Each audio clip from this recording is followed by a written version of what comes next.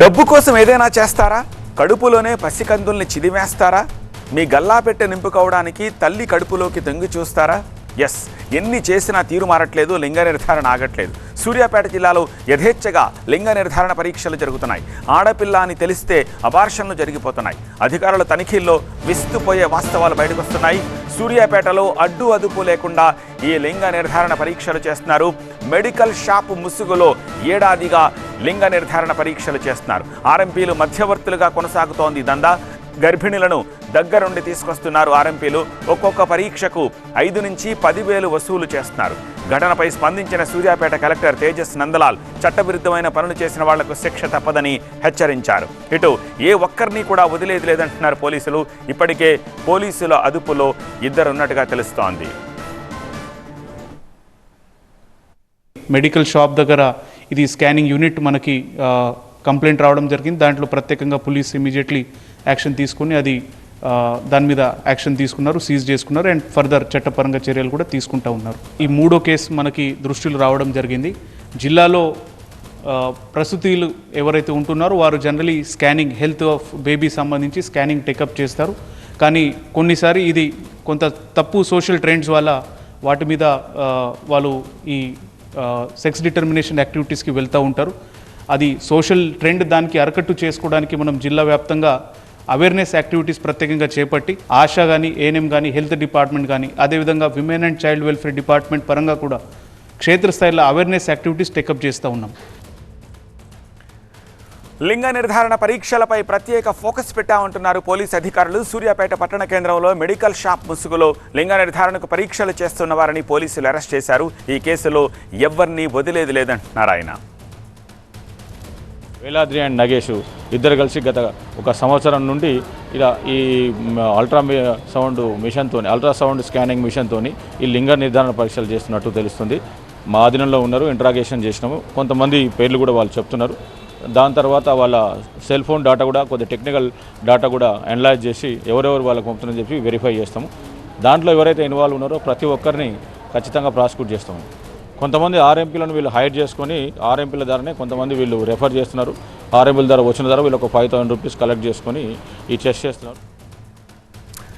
మరింత సమాచారం మా ప్రతినిధి రేవన్ అందిస్తారు. రేవన్, అసలు ఈ విషయం బయటకు ఎలా వచ్చింది? రెండోది, సంవత్సర కాలంగా ఇట్లా వాళ్ళు లింగ నిర్ధారణ చేస్తున్నారని చెప్పేసి సిఐ చెప్తూ ఉన్నారు కదా.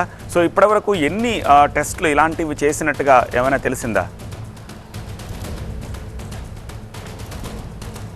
అంటే సూర్యాపేట జిల్లాలో యథేచ్ఛగా అక్రమ లింగ నిర్ధారణ పరీక్షలు అయితే యథేచ్ఛగా సాగుతున్నాయి. దీనికి సంబంధించి ఎటువంటి రికార్డులు, లెక్కలు కూడా పోలీసుల వద్ద కానీ ఇటు వైద్య ఆరోగ్య శాఖ వద్ద కూడా లేనటువంటి పరిస్థితి. కేవలం అధికారుల నిర్లక్ష్యం వల్లనే పెద్ద ఎత్తున ఈ సూర్యాపేట జిల్లాలో ఇలాంటి అక్రమాలు అయితే జరుగుతున్నటువంటి పరిస్థితి కనిపిస్తూ ఉంది. అంటే పసికందుల ప్రాణాలను కడుపులోనే అంతమొందిస్తున్నటువంటి ఘటనలు అయితే తరచూ సూర్యాపేట జిల్లాలో వెలుగు చూస్తున్నాయి. వెలుగు చూసిన సమయంలో కేవలం ఈ అధికార యంత్రాంగం ముఖ్యం తూతు మంత్రంగా నామమాత్ర చర్యలు తీసుకున్న తర్వాత చూసి చూడనట్లుగా పరిపాటిగా అధికార యంత్రాంగం మారిపోయింది. దీంతో జిల్లాలో ఎక్కడ చూసినటువంటి అక్రమ లింగ నిర్ధారణ పరీక్షలతో పాటు అబార్షన్లు కూడా జోరుగా సాగుతున్నాయి. దీని అంతటి కూడా ఆర్ఎంపీలు అయితే కీలకంగా వ్యవహరిస్తున్నట్టుగా మనకు అధికారులు అయితే సమాచారం ఇస్తున్నారు. ముందుగా గ్రామాల్లో ఎవరైతే గర్భిణీలు ఉంటారో వాళ్ళందరినీ కూడా ఎవరైతే లోకల్గా ఉండేటువంటి ఆర్ఎంపీలు హైర్ చేసుకుంటారో వాళ్ళని ఎవరైతే లింగ నిర్ధారణ కావాలనుకుంటున్నటువంటి ఆ దంపతులను వాళ్ళు క్యారీ చేసి వాళ్ళ అమాయకత్వాన్ని ఆసరగా చేసుకుని ఇటువంటి ఏదైతే గుట్టు చప్పుడు కాకుండా ఏర్పాటు చేస్తున్నటువంటి అల్ట్రాసౌండ్ స్కానింగ్ మిషన్ వద్ద చప్పుడు కాకుండా మెడికల్ షాప్ కానీ ఇతర ప్రాంతాల్లో కానీ గుట్టు చప్పుడు కాకుండా ఏర్పాటు చేసి అక్కడికి తరలించి అక్కడ ఈ స్కానింగ్ తీస్తారు. అక్కడ లింగ నిర్ధారణ అయిన తర్వాత ఒకవేళ ఆడపిల్ల అని తెలిస్తే మాత్రం దాన్ని అబార్షన్ చేయడానికి కూడా ఆర్ఎంపీలు అయితే మొత్తం కలిపి కూడా తమకు అనువైనటువంటి డాక్టర్లు, అనువైనటువంటి ఆసుపత్రులు ఏకైతే ఉంటాయో అక్కడ కూడా రహస్యంగా ఈ దందా అయితే కొనసాగిస్తున్నారు. మొత్తం ఏదైతే స్కానింగ్తో పాటు అబార్షన్ కూడా కలిపి దాదాపు 40 నుంచి 50,000 రూపాయలు అయితే ఒకే ప్యాకేజీగా మాట్లాడుతున్నారు. దీనికి సంబంధించి నిన్న వెలుగు చూసినటువంటి ఘటనకు సంబంధించి కూడా పోలీసులు అయితే ఇప్పటికే 2 అదుపులోకి తీసుకుని విచారిస్తున్నారు. ఈ దందా వెనుక ఉన్నటువంటి సూత్రధారులు ఎవరు అనే కోణాలు కూడా పూర్తి స్థాయిలో దర్యాప్తు జరుపుతున్నామని చెప్తున్నారు. మెడికల్ షాప్ ముసుగులో దాదాపు ఏడాది పాటుగా ఈ దందా కొనసాగిస్తున్నట్టుగా పోలీసులు అయితే తెలుపుతున్నటువంటి పరిస్థితి. ఇప్పటికీ ఇలాంటి ఘటనలకు అంటే బ్రేక్ వేయకపోతే, ఇటువంటి ఘటనల పట్ల ప్రభుత్వం స్పందించకపోతే మాత్రం భవిష్యత్ తరానికి కొంత అంటే మనుగడ ప్రశాంతంగా మారే అవకాశం ఉంటుందని చెప్పి నిపుణులు, సామాజికవేత్తలు కూడా ఆందోళన వ్యక్తం చేసిన పరిస్థితి కనిపిస్తూ ఉంది. రైట్ రేవన్. ఇక బిజినెస్ కోసం దేవుడినే వాడుకున్నారు. భక్తులకు బొట్టు పెట్టి దేవుడికి రేటు కట్టారు. కళ్యాణానికి రారండి అంటూ 3,000 రూపాయల టికెట్ పెట్టి భారీ దోపిడీకి బిగ్ స్కెచ్ వేశారు. ఫైండింగ్ పక్కా చీటింగ్ అని తేలిపోవడంతో సెట్ సర్దేశారు. పోలీసుల చేతికి చిక్కారు. విశాఖ అయోధ్య సెట్ పక్కా చీటింగ్, డబ్బుల కోసమే ఈ సెట్టింగ్ అని పోలీసులు తేల్చేశారు. ఫ్లెక్సీ ప్రింటింగ్ సిబ్బంది ఆడియో కాల్ బయటపెట్టి నిర్వాహకుల బాగోతాన్ని బట్టబయలు చేశారు. దీంతో అయోధ్య సెట్ క్లోజ్ అయిపోయింది. ఆ డీటెయిల్స్ ఇప్పుడు బ్రేకింగ్ లో చూద్దాం. అయోధ్య సెట్ తొలగిస్తున్నారు ప్రస్తుతం అక్కడ నిర్వాహకులు. 3 నిర్వాహకుల మీద ఎఫ్ఐఆర్ కూడా నమోదైంది. ఫ్లెక్సీలు, పోస్టర్లు ముద్రించిన ప్రింటింగ్ ప్రెస్ కి సైతం నోటీసులు పంపించారు. సెట్ క్లోజ్ అయిపోవడంతో కళ్యాణం నిలిచిపోయింది. భక్తులు దీన్ని గమనించాలని పోలీసులు విజ్ఞప్తి చేస్తున్నారు. వ్యాపారానికి భద్రాచలం ఆలయం పేరు వాడడంపై వివాదం తలెత్తింది. సెట్ నిర్వాహకులపై ఆగ్రహం వ్యక్తం చేస్తున్నారు భక్తులు. అయోధ్య సెట్ కేసులో ఇన్వెస్టిగేషన్ స్పీడప్ చేశామని చెప్పారు విశాఖ పోలీసులు. నిర్వాహకులు తప్పు ఒప్పుకున్నట్లుగా చెబుతున్నారు. కేసు ఇన్వెస్టిగేషన్ త్వరితగతిన సాగుతుందండి. మా commissioner of police Shri Shankarabharta Prachi IPS వారు ఇచ్చినటువంటి ఇన్స్ట్రక్షన్ ప్రకారంగా, రోజువారీ ఇన్స్ట్రక్షన్ ప్రకారంగా 3 టౌన్ SHO ఇన్స్పెక్టర్ గారు దాని దర్యాప్తు కొనసాగిస్తున్నారు. ఈ సోషల్ మీడియాలో వచ్చిన ఎవిడెన్స్, అలాగే మా పాంప్లెట్స్ అన్నీ కూడా కలెక్ట్ చేస్తున్నారు. ప్రింటింగ్ వాళ్ళతో కూడా మాట్లాడారు. వాళ్ళకి నోటీసులు కూడా ఇవ్వడం, ముద్దాయిలందరికీ ఇవ్వడం జరిగింది. వాళ్ళ వెర్షన్ కూడా తీసుకున్నారు. సో అది దర్యాప్తు జరుగుతుంది. మా ప్రతినిధి ఖాజా సిద్ధంగా ఉన్నారు లైవ్ లో. ఖాజా, ప్రస్తుతం కళ్యాణం నిలిచిపోయిందని తెలిసిన తర్వాత దానికోసం టికెట్స్ బుక్ చేసుకున్న వాళ్ళందరికీ ఆ డబ్బులు రిటర్న్ చేశారా? ప్రస్తుతం అక్కడ సిచ్యువేషన్ ఏ విధంగా ఉంది?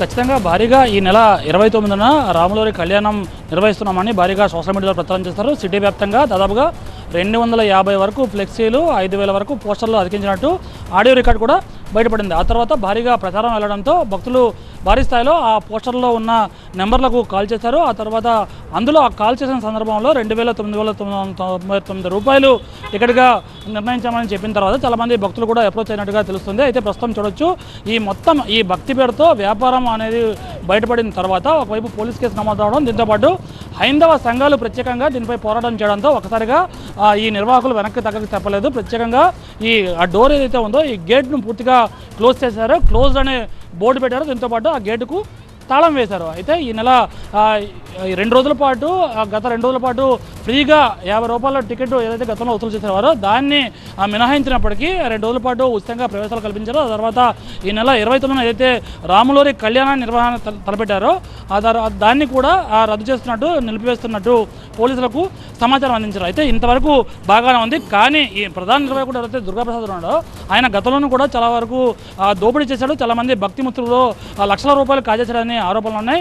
లేటెస్ట్గా కాకినాడ జిల్లాకు చెందిన ఒక గణేష్ అనే వ్యక్తి తన దగ్గర లక్షల రూపాయలు ఈ వ్యాపారంలో పెడతానని చెప్పి తనకు మోసం చేశాడని అక్కడ పోలీసులు కూడా ఫిర్యాదు చేశారు. దీంతోపాటు ఇక్కడ దాదాపుగా 6 లక్షల వరకు టికెట్లు ప్రింట్ చేసి దాదాపుగా 5 లక్షల వరకు టికెట్లు కట్ అయ్యి దాదాపుగా 2.5 కోట్ల రూపాయలు ఇక్కడ టికెట్ల రూపంలోనే వసూలు చేశాడు. వాటి రెండు లెక్క తేల్చాలి. అధికారులు వెంటనే దీనిపై చర్యలు తీసుకోవాలి. ఈ అనుమతులకి ఇచ్చిన అధికారులు ఎవరు, వారి పాత్ర ఏంటనే దానిపై కూడా ప్రత్యేకంగా దర్యాప్తు చేయాలని హైందవ సంఘాలు కోరుతున్నాయి. Right, thank you Khaja. ఇక బీఆర్ఎస్ ఎమ్మెల్యే పాడి కౌశిక్ రెడ్డి కాంట్రవర్సీ కామెంట్స్తో మరోసారి రచ్చ రేపారు. సీఎం రేవంత్ రెడ్డి మంత్రుల ఫోన్లు ట్యాప్ చేయిస్తున్నారని కౌశిక్ ఆరోపణలు చేశారు. ఈ వ్యాఖ్యలపై కాంగ్రెస్ శ్రేణులు మండిపడుతున్నాయి. సీఎం రేవంత్ రెడ్డి మంత్రులపై ఆయన చేసిన ఆరోపణలను తప్పుపడుతూ కాంగ్రెస్ పార్టీ నేతలు కౌశిక్ రెడ్డిపై పోలీసులకు కంప్లైంట్ ఇచ్చారు. దీంతో రాజేంద్రనగర్ పోలీసులు ఆయనపై కేసు నమోదు చేశారు.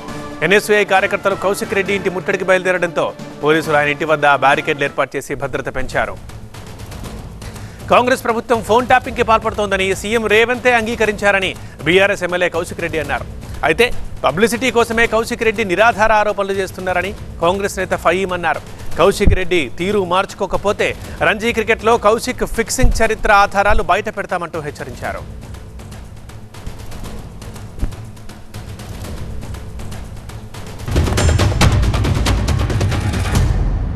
ఇవాళ రేవంత్ రెడ్డి గారు ఎంత దారుణమైన పరిస్థితిలో ఉన్నారంటే, స్వయంగా ఒక ముఖ్యమంత్రి ఫోన్ ట్యాపింగ్ మేము చేస్తున్నాము అని చెప్తుండంటే దీని మీద ఎందుకు సిబిఐ ఎంక్వైరీ, ఈడీ ఎంక్వైరీ ఎందుకు వేయొద్దు అని నేను అడుగుతా ఉన్నాను. ఇవాళ నేను బీజేపీ వాళ్ళందరినీ కూడా ప్రశ్నిస్తూ ఉన్నాను. ఖచ్చితంగా బీజేపీ వాళ్ళు కూడా ఖచ్చితంగా ఇవాళ నిన్న రేవంత్ రెడ్డి గారు అన్న దాని మీద ఫోన్ ట్యాపింగ్ ఇష్యూలో ఖచ్చితంగా మీరు CBI case, ED case Revanth Reddy గారి మీద వేయాలి. దీని మీద ఖచ్చితంగా ఎంక్వైరీ చేయాలి. ఎందుకు చేయరు అని మేము అడుగుతా ఉన్నాం. కౌశిక్ రెడ్డి అంటేనే ఫిక్సింగ్ అంటేనే కౌశిక్ రెడ్డి. నాకు తెలుసు క్రికెట్ ఆడిన రోజుల్లో కౌశిక్ రెడ్డి రంజీ ట్రాఫీలో కూడా మ్యాచ్ ఫిక్సింగ్ల ఆరోపణలు ఎదుర్కొన్నాడు. తర్వాత ఐపీఎల్ కన్నా ముందు కపిల్తో ఐసీఎల్ ట్రాఫీ అని ఒకటి మొదలు పెడితే అందులో మ్యాచ్ ఫిక్సింగ్ ఎవరితోటో కాదు, పాకిస్తానీలతోటి చేతులు కలిపి మ్యాచ్ ఫిక్సింగ్ చేసిన ఘనత కూడా ఈ ఎమ్మెల్యే కౌశిక్ రెడ్డికి ఉంది. స్పష్టంగా మీకు చెప్తున్నాము, నువ్వు కానీ భవిష్యత్తులో ఇలాంటి మాటలు ఆరోపణలు చేస్తే తీవ్రమైన పరిస్థితులు తీవ్రమైన ఇవి ఎదుర్కొంటామని కూడా మీకు తెలియజేస్తున్నాను. కావున కౌశిక్ రెడ్డి ఇప్పటికన్నా నువ్వు ఆధారాలతో మాట్లాడు, ఆరోపణలు ఉంటే రుజువు చేయి. మా కరెస్పాండెంట్ ప్రభాకర్తో మాట్లాడదాం లైవ్లో. ప్రభాకర్, కాంగ్రెస్ రియాక్షన్స్ చూస్తున్నాం, అదేవిధంగా కేసు కూడా నమోదైంది. సో నెక్స్ట్ ఏంటి, దీని మీద మరి బీఆర్ఎస్ ఏమంటుంది?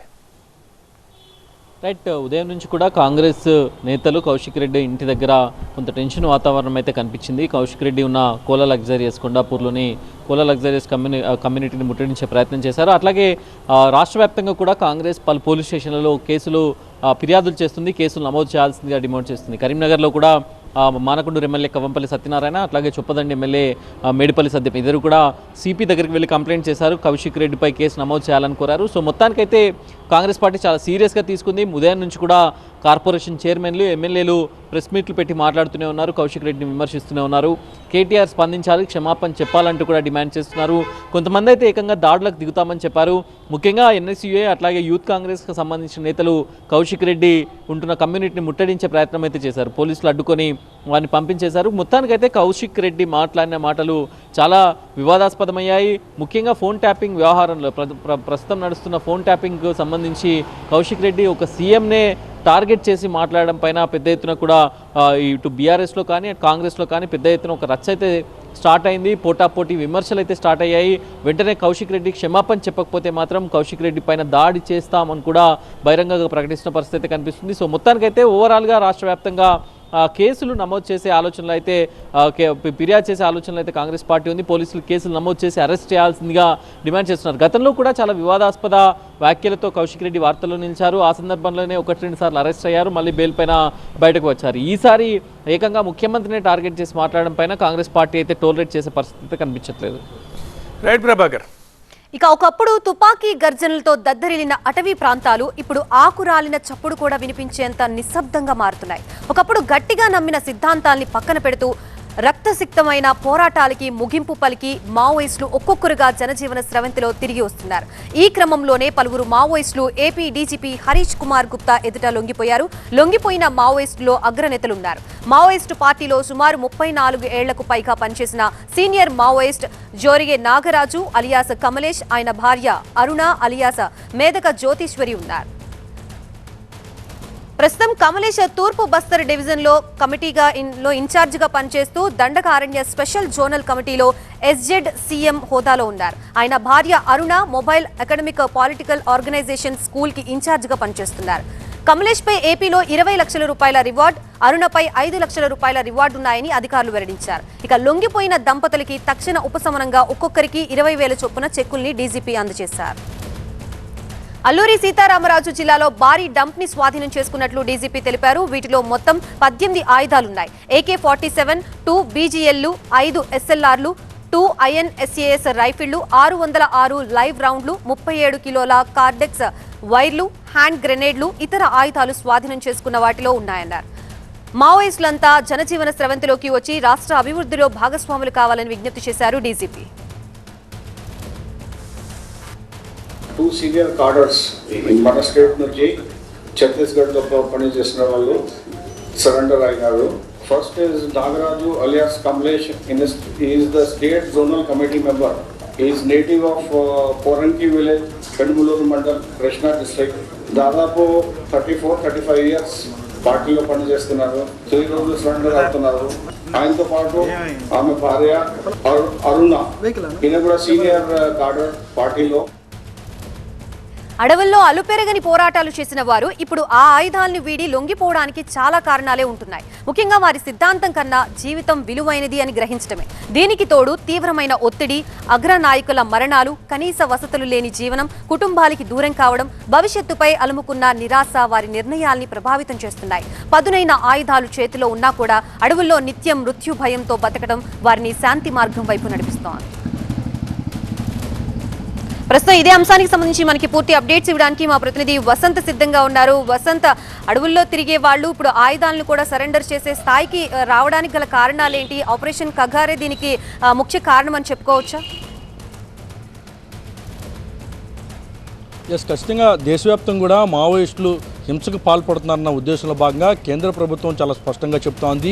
అడవులు వీడి జనజీవన స్రవంతిలో కలవండి, సరెండర్ అవడం తప్ప మరో ప్రత్యామ్నాయం లేదంటూ కూడా తేల్చి చెప్తోంది. ఇప్పటికే ఆపరేషన్ కగారు పేరుతోటి ఇటు ఎక్కడెక్కడైతే నక్సల్స్ ప్రభావిత ప్రాంతాలు ఉన్నాయో ఆయా ప్రాంతాల పెద్ద ఎత్తున కూంబింగ్ చేపడుతోంది. అందులో భాగంగా అగ్రనేతలను కూడా వరుసగా కోల్పోతూ ఉన్నారు. ఒకవైపు అగ్రనేతలు కోల్పోవడం, మరోవైపు మావోయిస్టు సిద్ధాంతాల పట్ల ప్రజల్లో తీవ్రమైనటువంటి వ్యతిరేకతాభావం వ్యక్తం అవడం, జనజీవన స్రవంతిలో చాలామంది మావోయిస్టులు పార్టీని వీడి బయటికి రావడం, ఈ కారణాల రీత్యా ప్రస్తుతం ఒక్కొక్కరుగా పార్టీని వీడుతూ జనజీవన స్రవంతిలోకి వచ్చి పోలీసులు ఎదుట సరెండర్ అవుతున్నారు. ఒకవైపు ఆపరేషన్ కగారు పేరుతోటి ముఖ్యంగా ఆంధ్ర, ఒరిస్సా బోర్డర్తో పాటుగా ఇటు తెలంగాణ, ఛత్తీస్గఢ్ లాంటి ప్రాంతాల్లో పెద్ద ఎత్తున కూంబింగ్లు చేపడుతున్నారు. వరుసగా పార్టీ సీనియర్లు ఎవరైతే ఉన్నారో అగ్రనేతలు మరణిస్తున్నారు ఎన్కౌంటర్లు. ఈ నేపథ్యంలోనే పార్టీ పట్ల విసుగు చెందినటువంటి, పార్టీ నిర్ణయాల పట్ల నిరాశ నిస్పృహలతో ఉన్నటువంటి ఒక్కొక్కరుగా పార్టీని విడుతూ అందులో భాగంగా ఈరోజు నాగరాజ్తో పాటు అరుణ ఇద్దరు దంపతులు కూడా మావోయిస్టు పార్టీకి గుడ్ బై చెప్పేసి ప్రస్తుతం జనజీవన స్రవంతిలో కలిసే ప్రయత్నంలో భాగంగా ఏపీ పోలీసులు ఎదుట లొంగిపోయారు. ఏపీ డీజీపీ కూడా చాలా స్పష్టంగా చెప్తా అన్నారు,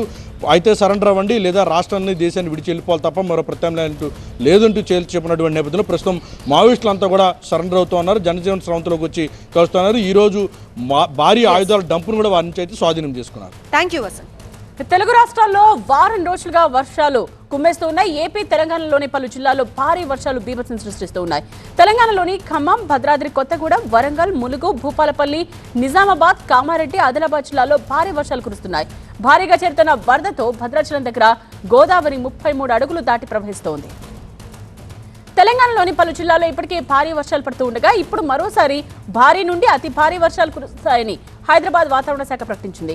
ప్రధానంగా ఆదిలాబాద్, కొమరం భీం, ఆసిఫాబాద్ జిల్లాలకు ఆరెంజ్ అలర్ట్ జారీ చేశారు. దీంతో ఈ 2 జిల్లాల్లో భారీ నుండి అతి భారీ వర్షాలు కురిసే అవకాశం ఉంది. అటు నిర్మల్, నిజామాబాద్, జగిత్యాల, మంచిర్యాల, పెద్దపల్లి, భూపాలపల్లి, ములుగు జిల్లాలకు ఆరెంజ్ అలర్ట్ ఇచ్చారు. ఆయా జిల్లాల్లో భారీ వర్షాలు కురిసే అవకాశం ఉంది. ఏపీకి వాయుగుండం ప్రభావం తప్పినప్పటికీ పలు జిల్లాల్లో వారం రోజుల పాటు భారీ వర్షాలు కురిసే అవకాశం ఉందని విశాఖ వాతావరణ కేంద్రం వెల్లడించింది. ఏలూరు జిల్లాకు ఆరెంజ్ అలర్ట్ కొనసాగుతోంది. ఈ క్రమంలోనే ఏలూరు జిల్లాలోని పలు ప్రాంతాల్లో భారీ నుండి అతి భారీ వర్షాలు కురిసే ఛాన్స్ ఉంది. మిగతా జిల్లాలకు ఎల్లో అలర్ట్ ప్రకటించింది. ముఖ్యంగా ఉత్తరాంధ్ర జిల్లాలో మోస్తరు నుండి భారీ వర్షాలు, కోస్తాంధ్రలో మోస్తరు వర్షాలు కురిసే అవకాశం ఉంది. ఆయా జిల్లాల్లో 40 నుండి 50 కిలోమీటర్ల వేగంతో ఈదురుగాలులు వీచే అవకాశం ఉన్నట్టు వాతావరణ శాఖ తెలిపింది. కరెస్పాండెంట్ శివకుమార్ లైవ్ లోనే సిద్ధంగా ఉన్నారు మరిన్ని డీటెయిల్స్ తో. శివకుమార్, ఏంటి వెదర్ అలర్ట్స్, ఇంకా ఎన్ని రోజులు ఈ ముసురు?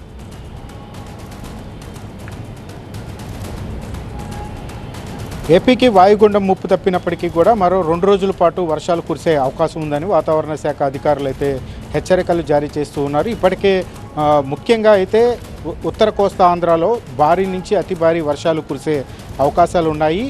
దాంతోపాటు సముద్ర తీర ప్రాంతాల్లోతో పాటు కొన్ని జిల్లాల్లో మొత్తం 30 నుంచి 40 కిలోమీటర్ల మేర అయితే ఈదురుగాలు కూడా వీస్తాయని చెప్పని వాతావరణ శాఖ అయితే హెచ్చరికలు జారీ చేస్తుంది. మరోవైపు తెలంగాణ కూడా ఈ వాయుగుండ ప్రభావంతో అయితే తెలంగాణలో అన్ని జిల్లాల్లో కూడా ఒక మాదిరిగా అయితే వర్షాలు కురిసే అవకాశం ఉంది. రేపొద్దున కొన్ని జిల్లాల్లో అయితే భారీ నుంచి అతి భారీ వర్షాలు కురిసే అవకాశాలు ఉన్నట్లుగా కూడా ఐఎండీ హెచ్చరికలు జారీ చేస్తుంది. ఈ నేపథ్యంలో ప్రజలు అప్రమత్తంగా ఉండాలని చెప్పని అధికారులు హెచ్చరికలు జారీ చేస్తూ ఉన్నారు. ఒకవైపు కురుస్తున్నటువంటి వర్షాల నేపథ్యంలో ప్రాజెక్టులకు పెద్ద ఎత్తున కూడా వరద నీరు వచ్చి చేరుతుంది. దీంతో వాగులు, వంకలన్నీ కూడా పొంగి పొర్లుతూ ఉన్నాయి. కొన్ని చోట్ల రాకపోకలకు కూడా కొంత ఆటంకం ఏర్పడినటువంటి పరిస్థితి. తెలంగాణలో కురుస్తున్నటువంటి భారీ వర్షాలకు అవంతా కూడా వాటరు దిగువకు వస్తూ ఉన్నాయి. మున్నేరుగా అయితే ప్రకాశం బ్యారేజ్కి కూడా ఈ యొక్క వరద నీరు వచ్చి చేరుతుంది. దీంతో ప్రకాశం బ్యారేజ్ వద్ద మొత్తం 10 గేట్లను ఎత్తి అడుగు మేర అయితే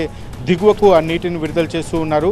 ప్రస్తుతం ప్రకాశం బ్యారేజ్ వద్ద గేట్లను దిగువకు విడుదల చేస్తున్న నేపథ్యంలో ఈ తీర ప్రాంతంలో ఉన్నటువంటి ప్రజలు కూడా అప్రమత్తంగా ఉండాలంటూ కూడా ఇటు ప్రభుత్వం కూడా ఇప్పటికే రెవెన్యూ శాఖని ఇటు అధికారులను కూడా అప్రమత్తం చేసినటువంటి పరిస్థితి కనపడుతుంది. లంక గ్రామాల్లో ఉండేటువంటి వారు ఎవరు కూడా నాటు పడవల మీద కూడా ప్రయాణం చేయొద్దంటూ కూడా ఆదేశాలు జారీ చేసింది. మరోవైపు సముద్రంలో వేటకు వెళ్ళేటువంటి మత్స్యకారులు కూడా మంగళవారం వరకు కూడా వేటకు వెళ్ళొద్దంటూ కూడా ప్రభుత్వం అయితే కఠినమైనటువంటి ఆదేశాలు అయితే జారీ చేసినటువంటి పరిస్థితి కనపడుతుంది. ఆల్ రైట్ శివకుమార్, ఇది 5 at 5.